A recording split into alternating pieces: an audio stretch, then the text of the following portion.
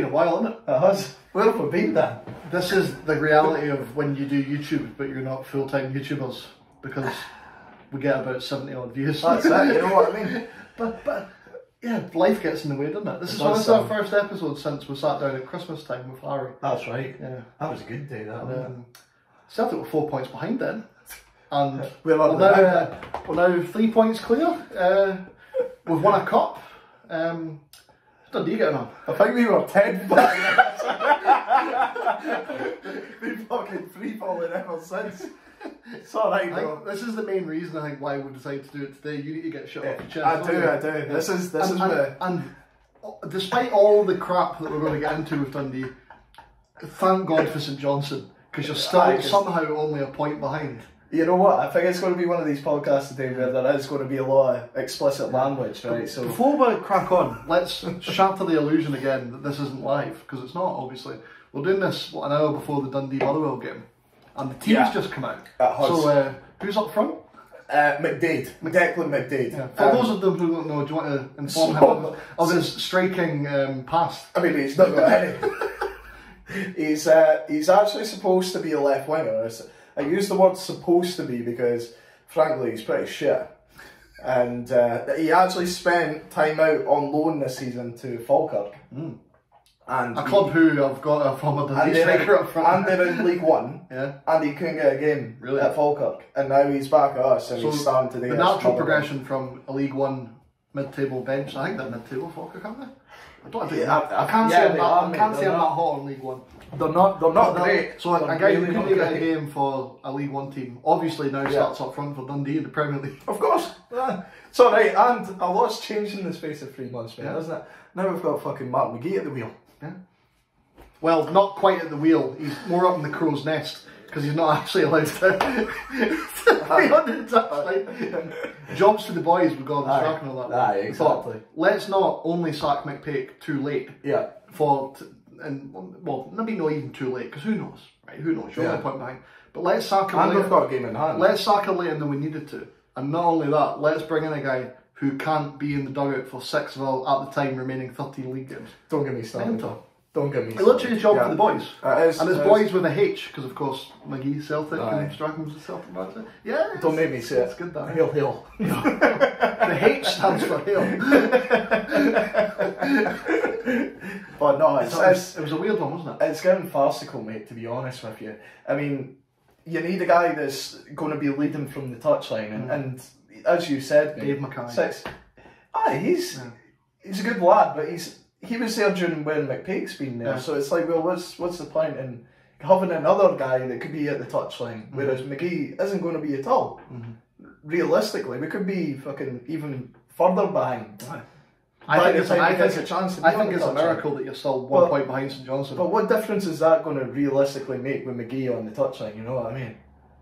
It's just an embarrassing appointment, to be honest with you, because I mean there was a bit of promise with Dundee fans in terms of like, right, this needs to be a good appointment now, you know. The one that shined out for me was obviously Jack Ross. Exactly. Now, whether or not, I don't know if you went for him at all, but could you have afforded him, or maybe you wouldn't have even wanted to go, but I don't know. But it seemed to just be, look, Nick Pake's out. Strachan goes, I've got my mate, Yeah, and the problem is that did you interview anyone else? Or was it just McGee? No, I think it was just McGee who was stuck on, because like literally McPake got sacked earlier in the week, and then they were like, oh, we've basically got an announcement of the manager like only a day after. And lo and behold, it was fucking. It's very like Watford, wasn't it? Watford always sack a guy, and then half an hour later, the new boys. Because we thought it was either going to be Ross or Jack Ross or what's his name, Derek Adams. I didn't want Derek Adams either, because he's just a fucking arsehole, that guy. But he's part of like, you know how in England you've got the group of like Pardew, Pulis, Allardyce, guys like that. Yeah. Adams would be one of the ones I would say that was like that up here. Just like a guy that he'll come in and you'll be there for like a year. Yeah. But is he really going to improve under him? No, probably not. No, he's not. Because he got a good gig. Where was it? Bradford, I think he was at just most recently, but he fucked him up big time.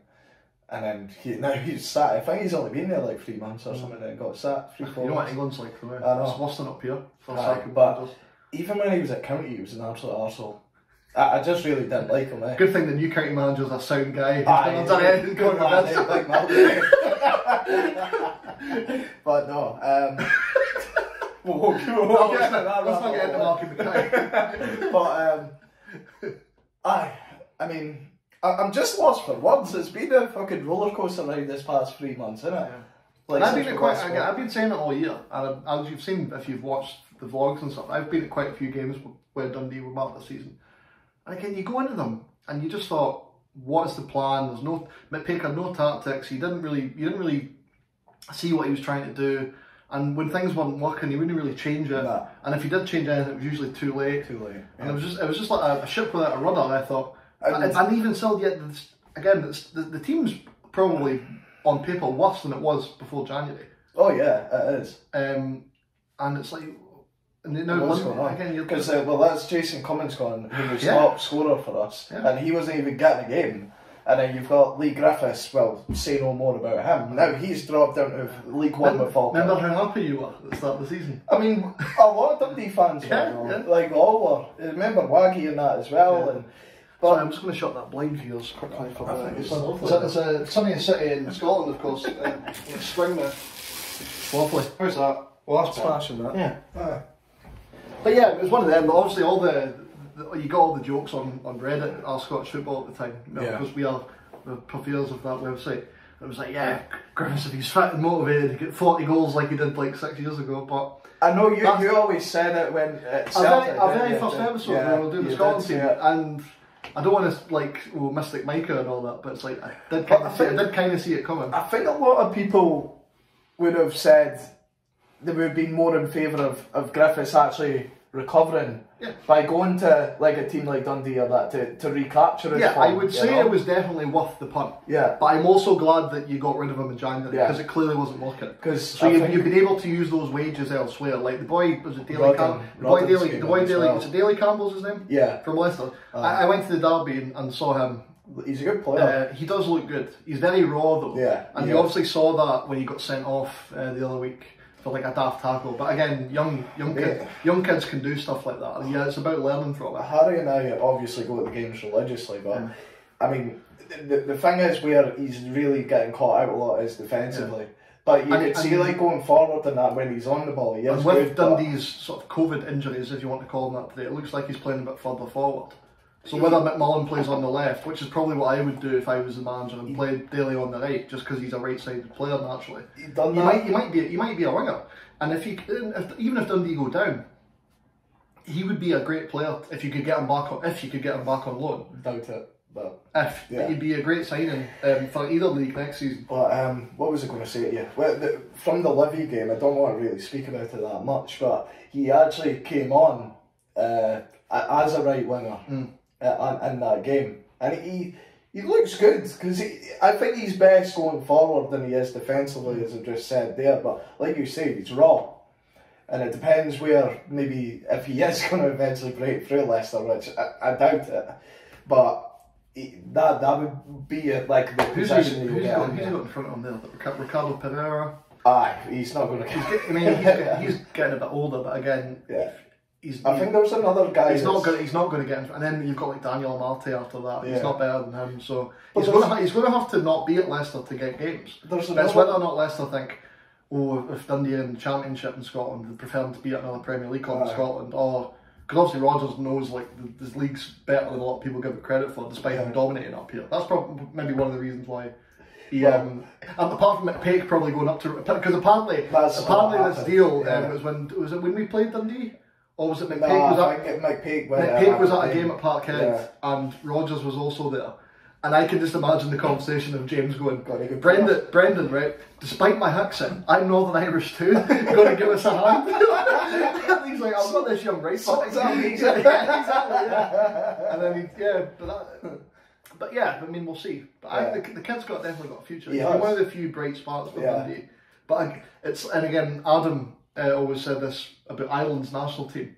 Obviously, Seamus Coleman's probably been their best player for about the past 10 years, despite the fact he's slowing down now. But he's been their best player for about 10 years.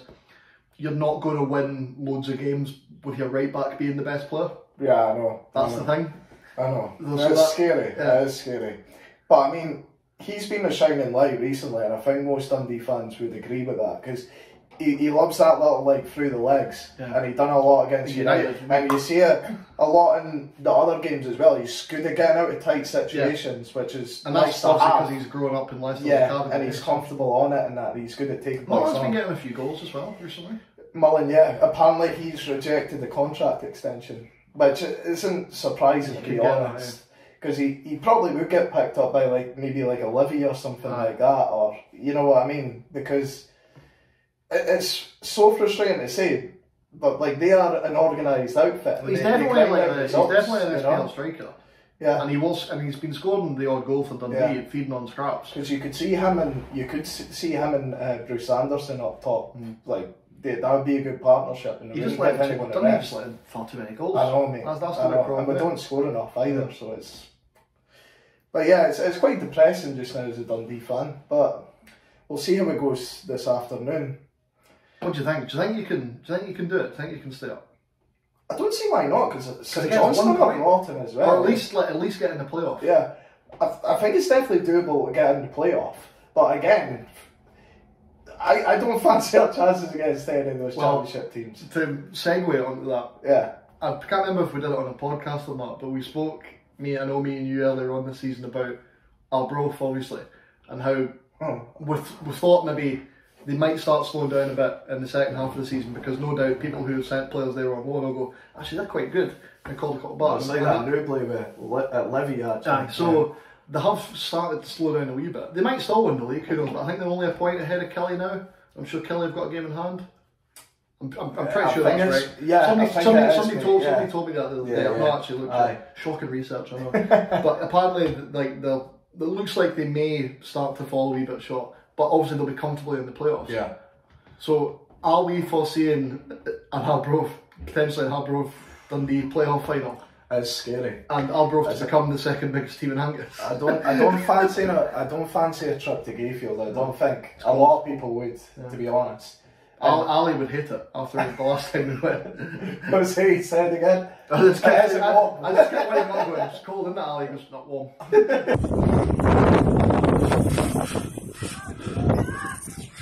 It's cold, isn't it? It's not warm. It's not warm. It's not warm. But no, I mean, you seen the Hibs in the Scottish Cup against Arbroath there. They made it difficult. Yeah. They took the lead to begin with. Craig Whiting, the Dab Slayer himself, at it. And you thought, here we go. Upset. I was supposed to be going with my good friend Robbie that's been on the podcast. Hi, Robs. Let's cut to a clip of Robbie at that game, actually. Oh, yes! Really good passage of play there, working the ball from one side to the other. Good ball for Stevenson. Nisbet trying to link up with Mitchell. Good play.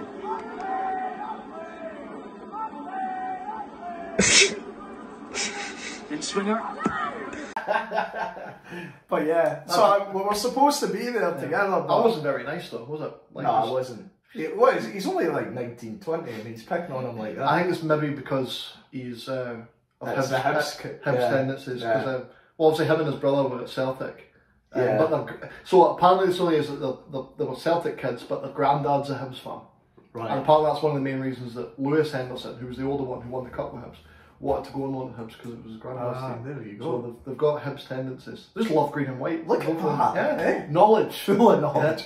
Yeah. I'm available for pub quizzes. At least one quizzes, yeah. But yeah, so not only is he a Hibs player, I think Robbie probably will have heard that he's a bit of a proclaimer's lover, But just shouting ugly at the poor boy. Aye, it was vulgar, wasn't it? It was loud as well, wasn't it? Aye. Big booming voice. Aye. Yeah. That's it, his voice travels. Yeah. And he was telling me that he was giving Scotty Allen a wee bit as well when he was warming up. He's just not very good. He's not very good at football. He said he came out with the bad dog. He was going, Scotty! Scotty! And there was another one as well, guys. Remember Celtic signed him, so Rangers did that. Yeah. When we were like, we have so much more money than you, we're just going to sign this guy and not play him. Waste of time that was. Yeah. No, I know. But there was a lot of hype around him at that time, wasn't there? I don't know why. He had one okay season at Hibs. And then we got that when they won the cup. I can't remember. That might be the year before. I think it might. Or did they get to the final? I don't know if they won it when he was there. I don't think he. I could be wrong. But we got him in January, I'm sure. I just didn't. I wasn't excited at all. He hardly played. No. I just thought it was a waste of money. Again, it was literally so Rangers couldn't say. Yeah. But even if he went to Rangers, like he wouldn't have won them anything. You know, he's alright. Especially the state Rangers won back then. This was like 5-6 years ago. Yeah. Well, he's like struggled as well because of his health and things, isn't he? Yeah, because I think he's got diabetes, and I think that impacted upon him as well. Had an impact, and it's kind of slowed down his career a wee bit. But because that's when he wasn't getting a game at Hibs. Remember, he ended up in for Ness. Yeah, he ended like up back at Dundee for a bit, didn't he, as well? He came back on that. Yeah. No, not again. And there was rumours he was going to come back, but then he didn't.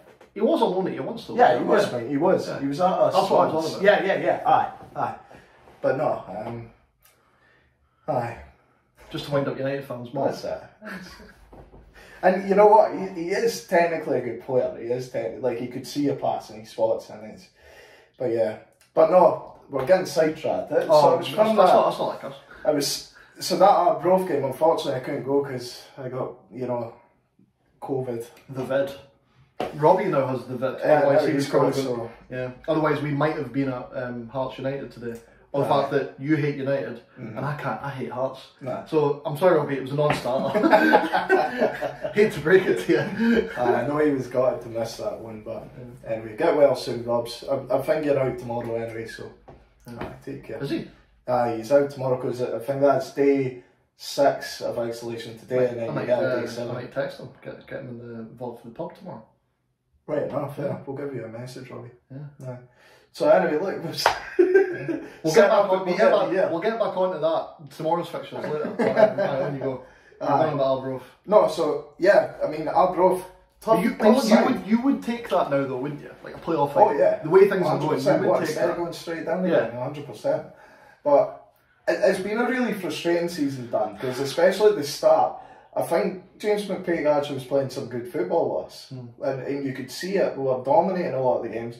Just can't fucking score. I'm looking forward to reacting to our predictions at the end of the season. I know. I'm not looking forward to that. You went for it a bit. You stuck your neck out there. But you know what? That's what the people want, mate. You know what I mean? People want to see that, you know? I'm making the dunce cap as we speak. I mean, these are fucking Aberdeen. Have you seen Aberdeen? Yeah. It's in 10th. Aye. Fucking hell. But you see, like, from 10th to, like, 4th again, there's not a lot of points in it, really. That's partly why I remember the last time we joked about it. I think you were like 9th or 10th or something. Aye. And like a couple of points, okay. Yeah. You had like a mini run in December. Yeah, we did. Well, you were getting points. We went against Aberdeen, you were getting points and everyone else wasn't. Well, that shows you how quickly it can turn around. It's mental. And Ross County were struggling big time, and like you say, they're starting to grind out results. They have the best player in the league. Aye, Charles Cook. Fucking mental. And he's available on the free. Is he? Yeah. So there we go. Yeah. What do you think you'll go down? Tempt him with Conference League football next season, maybe. Would you take him? No, because we've got. That's what I'm going to say. Like, surely not. No, it's like it would be like a Scott Allen kind of thing. Like, he's had a very good season, and fair play to the boy. Yeah. Is he going to get in the Celtic team? Because no. Can maybe see him going to like Hibs or something like that. You could see it happening because especially the lost Boyle, you know, he was at the end of the season. Well, right-sided player as well as Boyle. So I could see that. Sign for Hibs, Craig. I could see that happening. But yeah, like ultimately, I don't want Arbroath at Gayfield is horrible. Scary. It's fucking horrible. Yeah. And you've seen that with the Hibs game. Hibs actually started coming at it quite well, you know, after they went a goal down. But it's easy for heads to drop, and then you start watching, and that's their game. You know what I mean? You guys struggled up at Peterhead the other week in the cup, didn't you? Yeah. So, and they're the league below. Exactly, mate. Yeah. Exactly.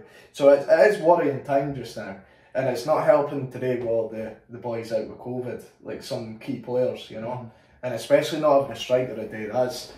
I mean, we've barely got a fucking striker as it is, you know what I mean? Never mind having a winger that doesn't get a game at Falkirk playing up top, you know? I mean, that's who we think is playing, but like, unless it is maybe the only other person, no one else. McMullen maybe. Aye, but just like he could be, they could tell him to be Kenny Miller and just go and run about. maybe play off. I don't know. I don't know. But yeah, it's worrying times for us just now, Dan. But fingers crossed, as you say, would I take a playoff? Absolutely. Speaking of worrying times, Celtic are going to the Spaghetti Hut tomorrow. We don't win there. I don't think we've won there since like 2007 in like a Scottish Cup game. Yeah. I was there with my dad. I'm pretty sure this was the last time we won.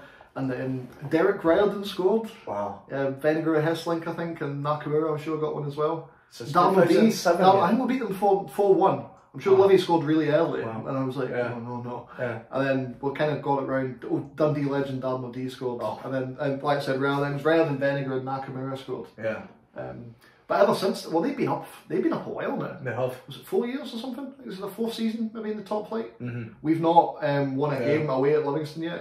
They're the new, like, remember Inverness for years was Celtic's bowling team, and then it was Ross County for a while. Like, and when Lennon's first time, they beat us in the semi-final, and we couldn't get points up there a lot. Now it's Livy. Livy are like Celtic's kryptonite. We just can't seem to play on this plastic pitch. It seems to be that pitch, It's like a mental block that the team have got. I've seen in the column today as well, they were on about that Celtic's going to be training on an artificial pitch today. Good? Yeah, and in order to prepare for it. But it's like, why does it take so long for them to realise what could help is that it was, especially for the last couple of last season and the season before, Chris Julian was our like #1 centre half, and he really didn't like playing on them. No. And Siminovic as well. Yeah. Really didn't like playing on plastic. We literally didn't play him on plastic pitches. And there used to be loads in the league. We used to have Livy and Hamilton and Kilmarnock as well. Yeah. So like Siminovic was like, he was okay, but he was never like a great Celtic centre half. But for a long time he was an important part of the team. Never played him on those games, literally, because he would just either get injured or he would just have a nightmare. Julian was the same. Yeah. He was this big, strong lad, but he had this like mental block about playing on plastic, whether he couldn't read the game or whether he just wasn't sure or whatever. It's weird, It's weird because I think we find it weirder because we're from like generation of kids who literally that's all we played on. Like I've played on AstroTurf probably about 99% of the games of football I've played. Very rarely have I ever played on grass. Because you know what it's like in Dundee trying to get a game on grass. Like as soon as there's a bit of moisture in the game, his pitch is unplayable. Or as soon as it gets to like past November, it's a bit frosty. You can't play. You can't get a game on grass. So like, especially when they stop the fucking games in the summer, that doesn't help, does it? Right, summer, everyone's off the school, and lots of time. Take the goals away off Lockheed Park. Jump us for goalposts. Logic, But again, that's different. Playing in Lockheed Park with your mates is the same as playing. No, exactly. Exactly. But the point remains, But again, I do find that mental though, because surely, like, regardless of where they've, like you were saying, boys like Julian and that, Semyonovic and etc. Surely, like where they've came from and they've trained through the ranks wherever they've been. Surely they've been exposed to. It's okay though, because we've got Carl Stelfer up now. And he can be equally as a bomb scale on any pitch. Right. So there'll be no difference. Well, I like him, but he does. I was saying this to my mate Johnny, who's appeared in the background of vlogs and that. I like him, but he does give me Effie Ambrose vibes. Yeah. And he even wears the same number. Oh, does he? Yeah. He's always got. You can always tell that there's a mistake in him. Sometimes he can look cool as anything, like you were saying, like Campbell. He can play his way out of trouble very early. But there has been a couple of times this season where he's just done something stupid and you're just like, what are you doing? I don't think it was just him, but it happened at Hibs last week. It was the only thing that happened in one of the most boring games of football I've ever watched. We had a free kick like right on the goal line, but outside the box. And rather than like Joe Hart, because Joe Hart can be, Joe Hart's a document. I've seen that Hibs game in the corner. It started like him and Starfelt and Vickers were trying to like play a triangle much. I'm like, fucking play that! I've seen the clip. Robbie sent it on to me, and I was like, I bet you damn what are we doing? I'm all for playing it out the back, but that's taking the piss. Yeah, no. Yeah, like Hart was basically playing left back, wasn't he? And then he came back in again. Yep. What's going on? I've played with Ashley Comey, I know how to do this. It's easy. It's fucking nuts though. But yeah, the extremes are going to. And Livy are in good form as well. Like they've smashed the two Dundee teams the past couple of games. Yeah. They've smashed United, but they got a win, so we'll just say they smashed it. I really rate like you say, that Bruce Anderson. Really rate him. That boy in the middle when we went to Livy away, Omiyonga looks really good. And there's Batman's a good player as well. Who's the giant they've got? He kind of plays right wing for them. That's that Newbley. That's the boy who was on loan at Arbroath. He I think it was Kerr was playing left back that day. Then he bullied him. Oh God. He literally just I know. He was like a little brushed past him like he wasn't there. Yeah. I mean, he is a big guy, but still. Yeah. So Greg Taylor's going to have to go full on Ouija Ned tomorrow and just bite his ankles or something to stop him. But I mean, Celtic have done great again since we saw our last pod with them. Smashed Rangers, we were smashed Motherwell, and that first half against Aberdeen was some of the best football I've seen us play for years. And it seems to have been at half time in that game. That's where we reached the peak. And ever since then, we've been kind of on a total downward trajectory. I made a wee video about us maybe winning the Conference League if we could get things right. I was just going to bring that up. Yeah, it didn't end well. Because again, it's like we reached that peak and we've just gone totally down in performance since then. Yeah. The Bodo thing was weird because, like I said it in the video, they're a good side, but they've not played competitive football for 2 months. Yeah. So we should have been much more competitive than we were. And it seems to not just be obviously this is basically a brand new Celtic team this year, but we've not won a knockout tie for 18 years. Wow. So it seems to be this weird thing that's in the roots of the club right now, where we're fair enough, we can do great maybe in the first half of the group stage of the European campaign in the group stage, and we've qualified for things quite consistently, going to knockout rounds, whether it's Champions. We've got a Champions League, a couple of Champions League qualifications under Lennon the first time. And then Dyla got us through the Europa League a few times, and obviously Ange, we had quite a hard Europa League group. The funny thing was Rangers got through their Europa League group in second place. We got more points in our group. We finished third. Really? So, so it wasn't. Despite the fact that we finished third, normally you would have got knocked out of Europe, but it wasn't a terrible group stage campaign. So obviously the Conference Leagues, we've dropped into that. You're thinking, Bodo, it could have been an easier game, but it could have been a harder game because you could have got a better team in terms of who were still playing football. Yeah. And again, I said it in the video, you want Scandinavian teams at this time of year, you would think, because they've not been playing. Whereas at the start of the season, you don't want them because they've got the jump on them. I know. And it's like they basically just studied the way we played and just obviously just trained solely on that. Though. So organised. Very good. But again, I watched both games. Even still, I still thought we went out with a total whimper. And it's not like, especially in the away game, it's not like we were battering the door thinking, right, we need to get 2 goals here to just get to extra time. And then you lose a goal in 9 minutes and it's this game. But, hey ho. Football, as we say, so we can focus on the league. That's how you spin it. And we were 4 points behind the last time we spoke on the podcast, and now we're 3 points ahead. But tomorrow is the game where not only Celtic fans, but a lot of Rangers fans will be thinking, this is where Celtic really, really could drop points. Especially with the way we've been playing recently, it's not been great. And even again on Wednesday, it still wasn't great. We got a good result, beat St Mirren 2-0, but it was a struggle. So they're really going to have to put in a performance tomorrow, otherwise we won't win because Livy are playing well, they're getting results, and they're scoring goals. So it should be a good game. What do you think? Do you think you'll do it this season? I think it depends after tomorrow. Tomorrow's big. Tomorrow is big. Milestone for you. There's still a long way to go. There's 9-10 games to go, I think there is, and we've still got 2 derbies in that as well. We just need to keep trying to grind these results out. But again, there's only playing well and winning's great, but winning's most important. Yeah. But on the other side of that coin, you're only going to win games for so long if you're not playing well. Saw that against Hibs. We're really flat against Hibs. Hibs wasn't great that day either, to be honest. It was they could still be playing now and it would still be 0-0. It was one of those games. But thankfully Rangers chucked it on this Sunday against Motherwell. 2-0 up, and I'm thinking, I had the updates on my phone and I refreshed it, and it not only went 1-0, it just jumped straight to 2-0. Mental, and I just went, okay, cool. I was watching the Carabao Cup final.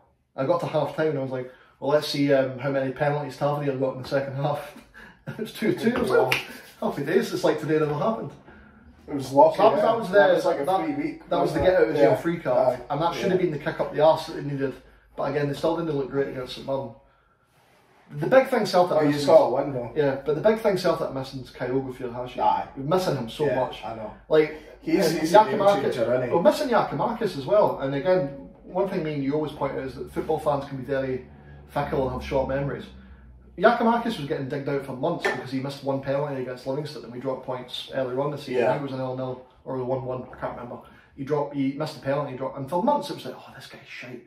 he's not good enough to play for us. And I'm thinking, no, the guy scored 26 goals for the worst team in Holland last year. It's clearly a good player here. There's always going to be an adjustment time for players, and he wasn't first choice because Kyogo was first choice, and then he got injured himself, and then when Maeda came in January and Kyogo was out, Maeda was ready to go straight away, so Maeda got a few games. And but then he started to play his way into the team. He played really well against Rangers, which is a lot. You can tell a lot of the fair weather Celtic fans will think, oh, he was great against Rangers, therefore he's the man, and they just forget all the shite that they've given him before. It's like, no, the guy's always been good. And Hatate as well. Like Hatate seems to be like the golden boy now because he had a good game against Rangers. He's not played well for about 3 weeks. No. And so you have to start thinking about, like, does he play tomorrow? Yeah. Because I thought especially during the week against St Mirren he was poor. Yeah. But that's fair weather fans. For some people think if you do well in the derby, then you should be in the team forever. And Maeda's now the scapegoat. That's what I was looking for. And they'd be saying, oh, he's now not good because he's not as good as Kyogo. And again, like the guy's come off playing a full season in Japan. He's come straight into Celtic, and he's basically played most of the games since he signed. And he's been away back to Japan. He was in Oman for a game there, and he's come back. So the guy's played a lot of football, and he's done a lot of travelling. And not only that, he plays in a Postecoglu style because he was at Yokohama, and his old team. So he knows that he's going to have to go full throttle and all that. The guy's probably sharp. Understandably so, So do I think we can do it? I think we can do, yes. Yeah. But if we don't, then we're still miles ahead of where I thought we would be this season. I always thought... Yeah, you said that at the start. I've been saying all season, this was a free season for Postecoglu for me. And when he won the cup, that was already right, cool. Whatever happens now, at least in my eyes, this has been a successful season. If we bottle the league, which is what people like to say because we're 3 points ahead now, then okay, fine. But next season will be great. If we don't win it this season, which I think we've got a very good chance of doing now, we've put ourselves in a good position, I think we'll smash it next season. There we go. I think we're on the upward trend there. I mean, don't get me wrong, I've obviously watched his, a few times. I watch all Scottish football, but I've seen you play a few times. It is sometimes, it's good football to watch, mate. It is.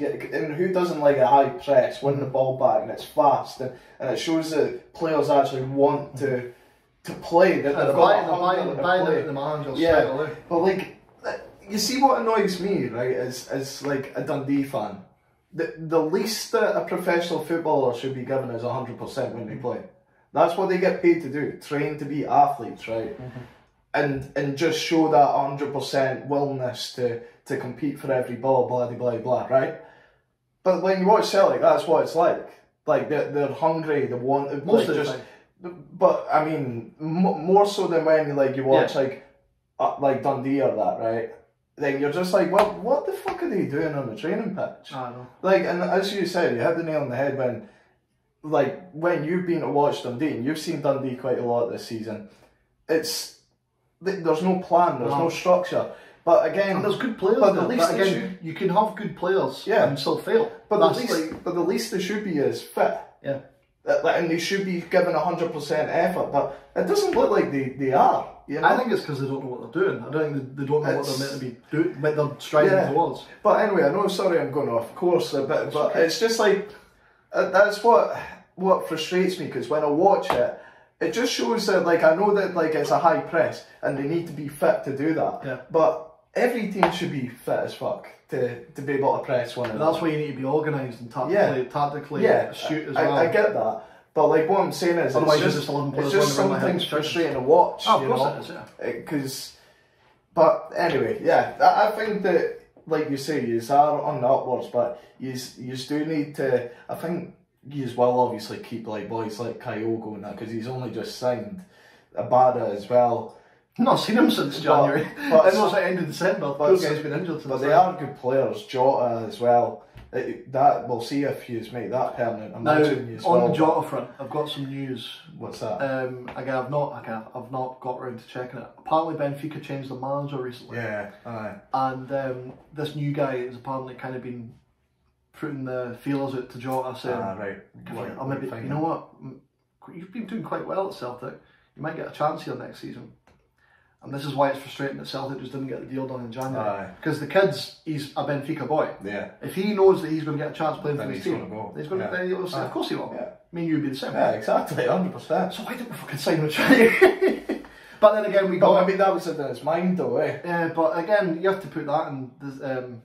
maybe he was thinking that anyway. That's what I'm saying, maybe it's in his mind. Like, this is why it's important to try and not fall in love with loan players. And I do it all the time, and it's sad. And he is a good player. He's a very good player. Yeah. So we'll just need to wait and see what happens. Aye. If not, then we'll just get cooking. He'll do. Yeah. Forget everything I said earlier. Sign him up. To be fair, playing in a better side as well, and he's won it. Is he top goal scorer in the league? He was a few weeks ago anyway. I've not. And he's playing in a better team. Feed the bear. Get an England team. Huh? I think he's English. Is he? Finish anyway. He's not funny. I think he is English, mate. Yeah, I think he is. We'll see. But there's a long way to go before you start thinking about the summer. Yeah, there is, mate. And no doubt we'll do a video on that at the time because there's no World Cup this summer. We'll have to do something. Maybe go to the park or something, eh? Do you know what we can do in the meantime? What's that? This.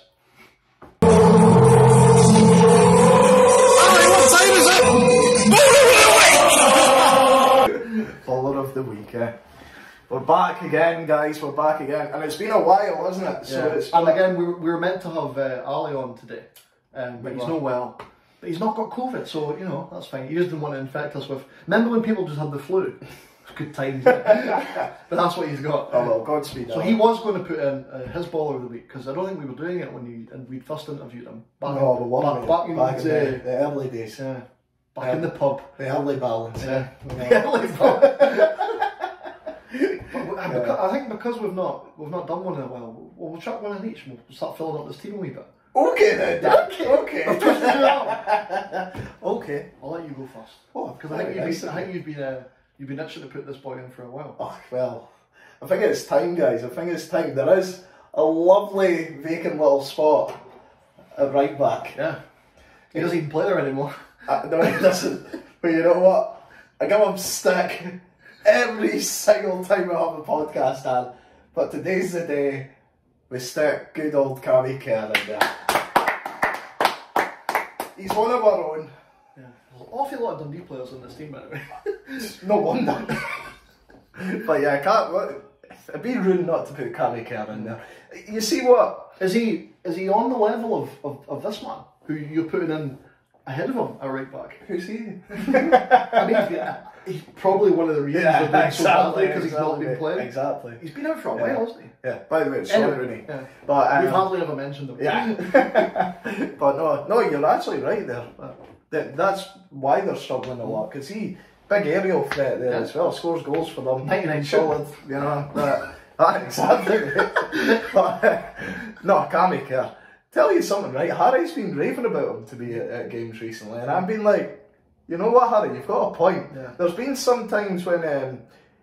Do you know what else Harry's got before you go on? What's that? A hat. Look at this. Oh, look at that hat. Apparently, do you want to know why it apparently looked like that? Why is that? Apparently, his missus, his newly engaged missus. Congratulations, love. Yeah. Good time, Harry. Fucking hell. Finally got the figure out. Apparently, she put it in the tumble dryer or something, and it shrunk a wee bit. Harry's got a big nap, hasn't he? He wasn't a goalie, he would have been a great centre half. Oh, absolutely. Big Grant Hanley. So it didn't. It didn't quite fit him, but you know.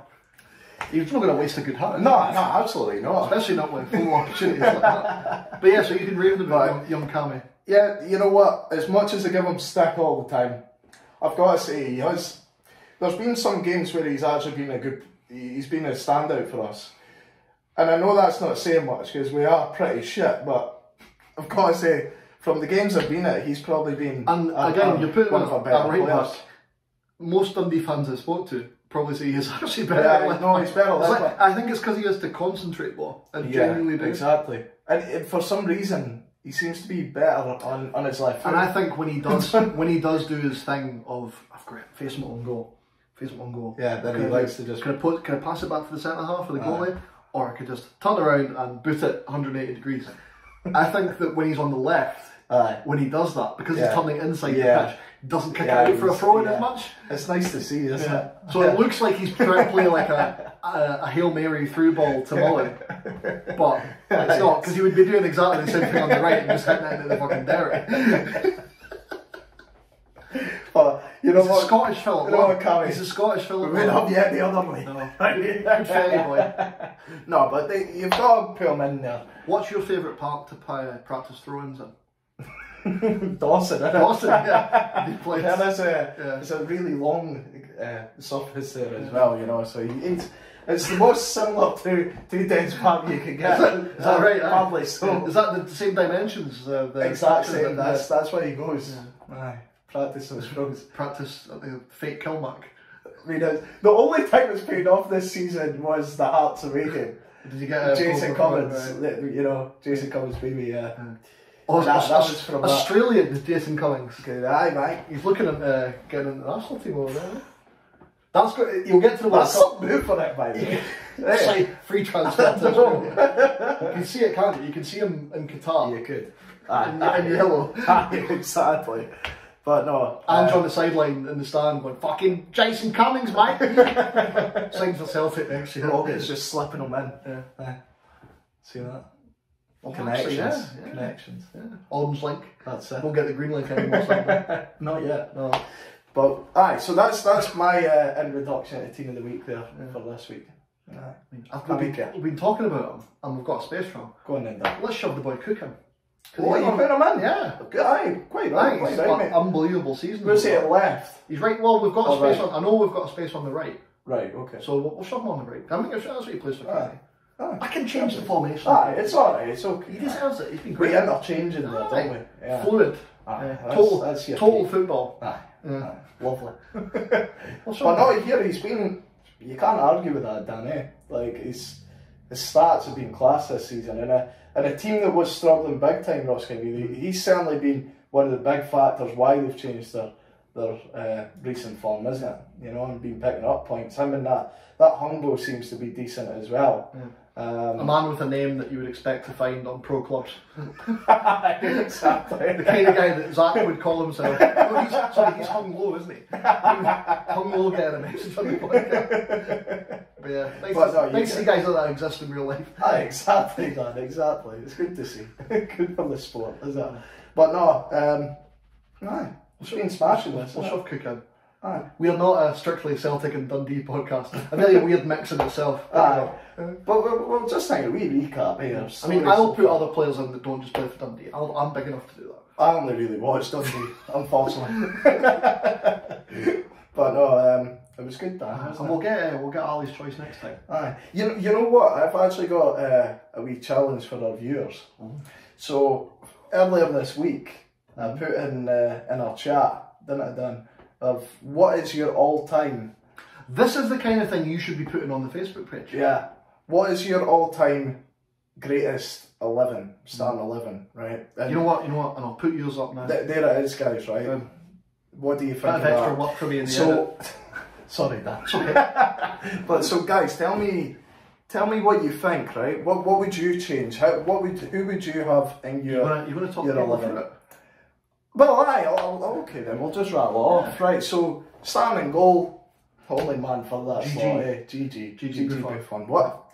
Say no more, eh? Just an absolute icon. Probably the best, especially when you were growing up, the best keeper in the world for a long time. Growing up, and that, he was one of the biggest influences on me to actually being a goalkeeper. And it was the debate of, do you remember the debate where it was like Buffon versus Casillas? Yeah. And you would have to tell the Casillas people to just calm down, wind your neck. Right. No one comes close to Buffy for me, yeah.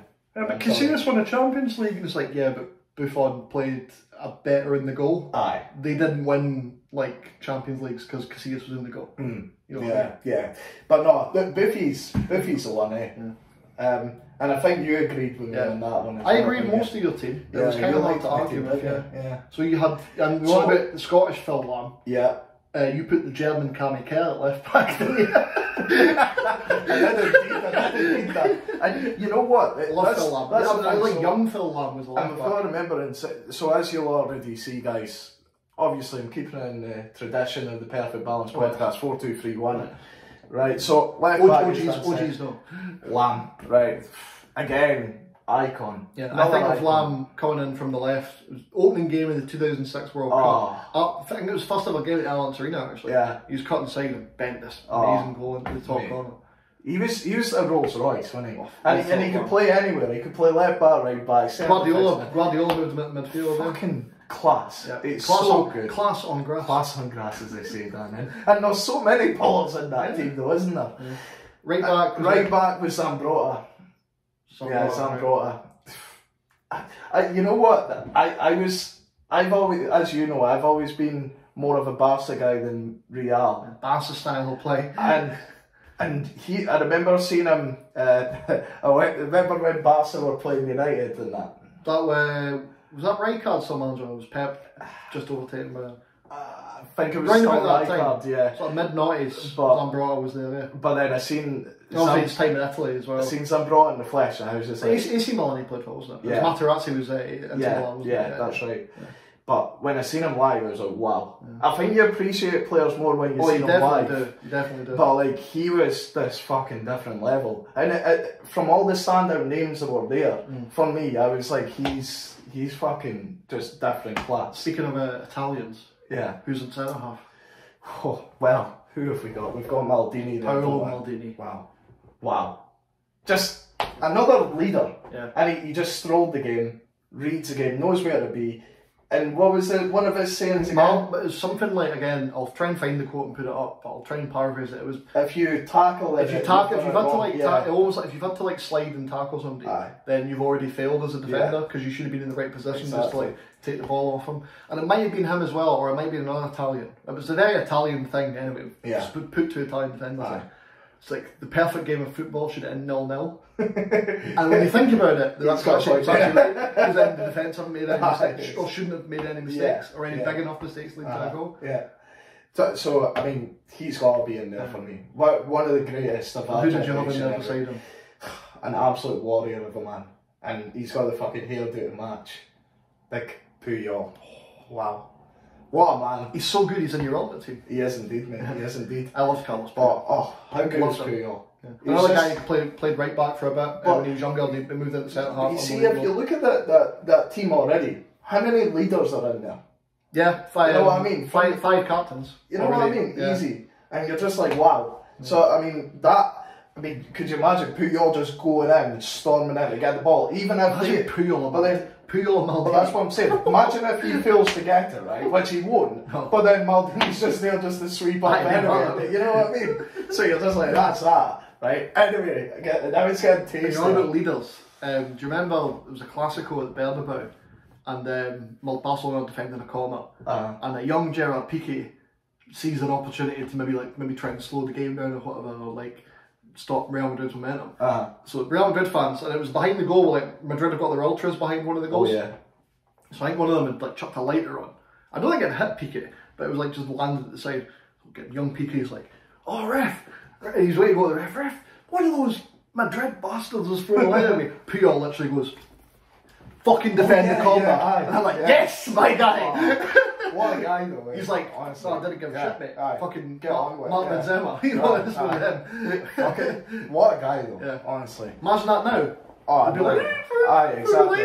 Another fucking 5-10 minutes wasted on the game and then having to get caught up on, you know. Puyol's like, no, fucking pick up your man.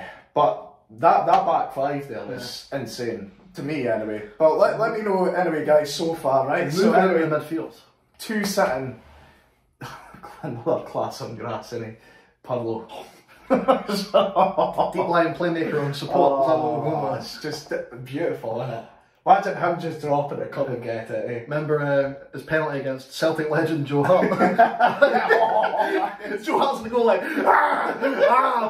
just dive in there. Let me do my thing.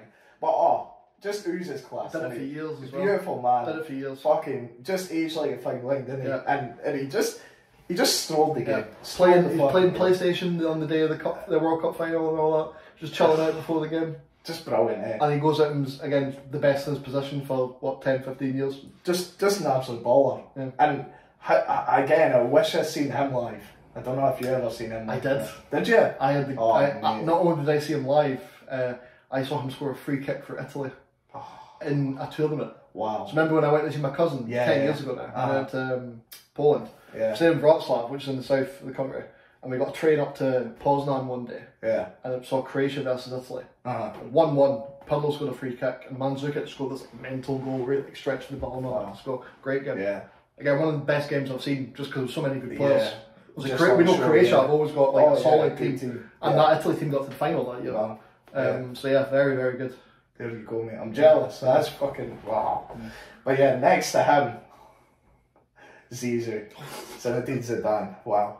My big cousin's favourite player. Again, who I went to see, and that was always the guy that he showed me videos of when I was a kid. How good was he? Yeah. Just again, oozes class. Speaking of scoring great goals, I don't know if Paul's ever mentioned this to you. Our old gaffer at Cubs, Paul Stephen. Hi, Paul. Hi, Paul. Yeah. I don't know if you're at Parkhead during the week. I never asked you. He might have mentioned to you maybe once or twice that he was at that game at Hampden. Was he? I don't know. Which was sure? One of the best goals in the Champions League final ever. How good was that? On his left foot, weak foot. If he did have a weak foot, just banged it. Just that looks so amazing as well, doesn't it? Yeah. But no, he different level. Imagine them two just in your midfield, Yeah. Fuck being a opposing team. And anyone goes, you've not got a defensive midfielder. If you've got Zidane and Pirlo, they're not getting the ball. No, they're not getting the ball. Yeah, not at all. Not at all. And they'll keep the ball all day. Yeah. That's it. They're fucking dynamite in there, right? So anyway, there it is. That's the goalkeeper with 4 with 2. Yeah. Let's get into the tasty stuff as well here, mate. So we'll start with the left wing, right? I think we could probably do both wingers quite easily. Okay then. Yeah. So the greatest of our most recent generation, Ronaldo and Messi. Let's not go into the. Do we say anymore? Nah, I think we'll just move on with that. Yeah. And now we'll go for the boy in the hole. Number 10. So we'll go boy in the hole. I don't know. This one's a really tricky one, right? Because there is so many great number 10s. But I'm going to go for Wayne Rooney. Yeah. I'm going for Wayne Rooney. I love Wayne Rooney.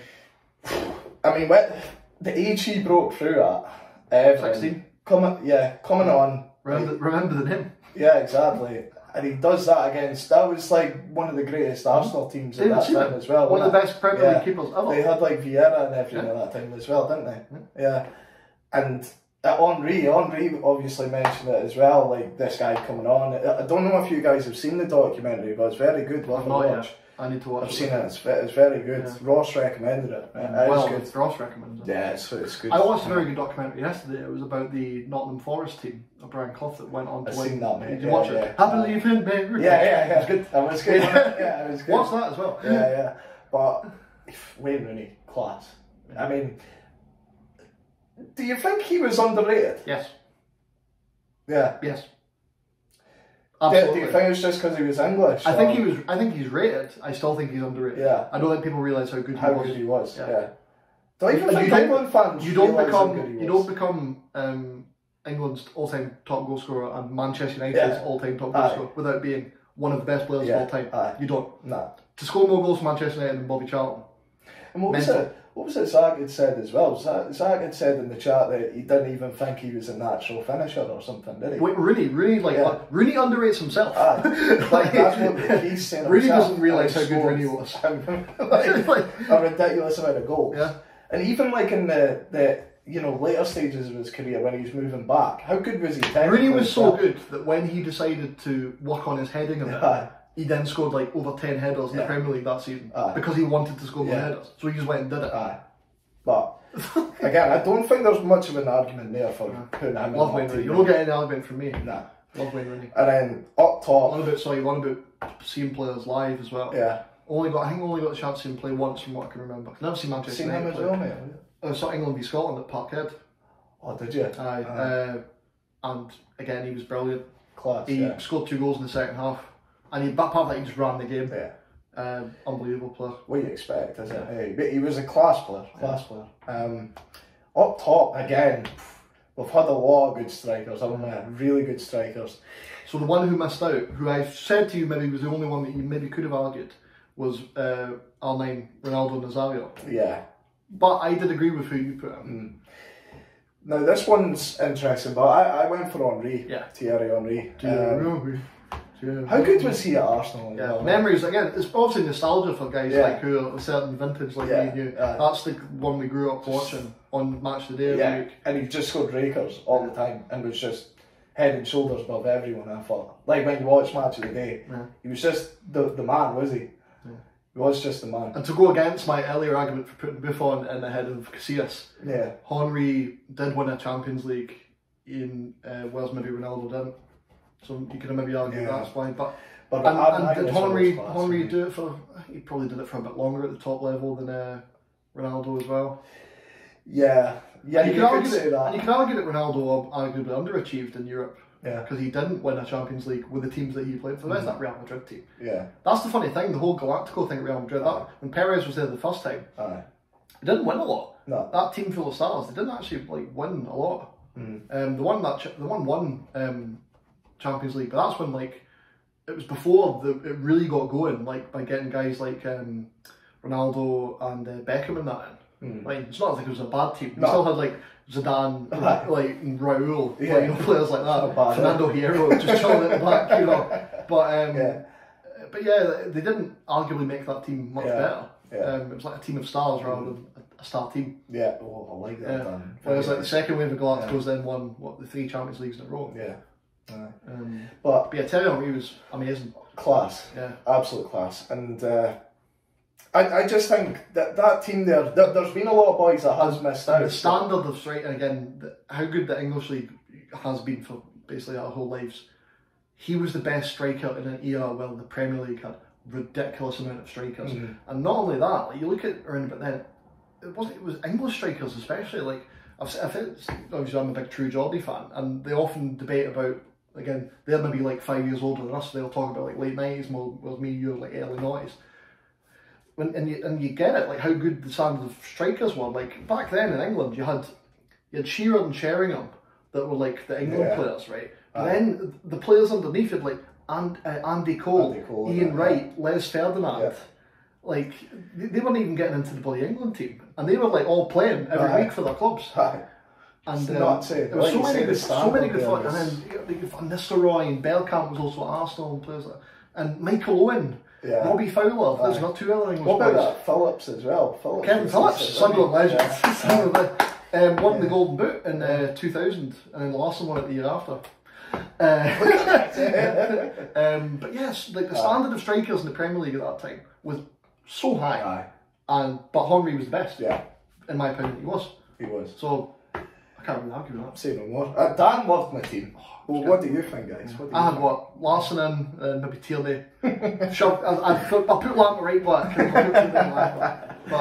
But yeah, let us know what you think, guys. Just send us, even comment or put on. Somebody comment. You know what? Somebody do it. Yeah, do it on. And Marc will put it on the Facebook as well. Yeah, and I'll put it on the Facebook. That's my job. That's the least I can do.